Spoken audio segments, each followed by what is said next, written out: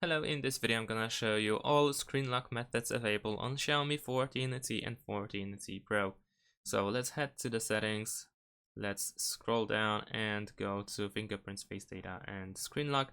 And over here we have our screen lock, and we have three main ways to set up the screen lock. We have pattern, pin code and password. So let's say I'm gonna choose pin code.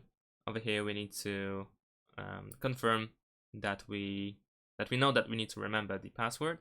So let's go over here, and then we need to enter our password. In my case, it is a digit code.